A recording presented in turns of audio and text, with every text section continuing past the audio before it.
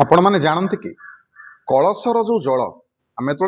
कौन पूजा करवा से कलश स्थापन करवा ना आजिकल प्रायतः सब घर मान प्रत्येक दिन कलशरे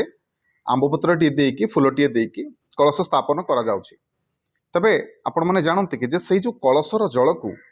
जदि आपण मैंने आंबपत्र जो देते से आंबपत्र साहाय्य आपणकर घर सबू कोठरी गुड़िकर जदि छेंचे ताहले आपणकर समस्त प्रकार वास्तुदोषर खंडन हम वास्तुदोष खंडन हम जदि छोटिया कामटे करेंगे से भाई जाणी रखु जदि तुलसी पत्र आपण तुलसी गचर तुलसी पत्र टी छिड़ी आणवे और से जल साहाय्य समस्त घरे छेंचे एमती छेंचिले कौन हम ना आपणकर घर लोक मैंने निरोगी रे रोग हेनी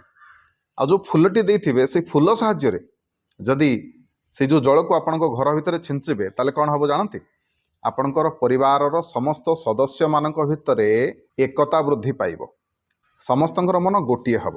आ समस्ते मिलमिशिकी चलिए कलश बसौंट माँ मैंने तेणु ये कथा छोटिया कथा मानतु पालतु निश्चिंत भाव में आप सफल हे कर्म आपण जीवन बहुत प्रकार समस्या दूरे वीडियो भल लगे वीडियो को लाइक करेंगे शेयर करेंगे चैनल को सब्सक्राइब करेंगे फेसबुक कि इंस्टाग्राम जब देखुं फॉलो निहाती करेंगे रही जय जगन्नाथ जय शिव शंभु।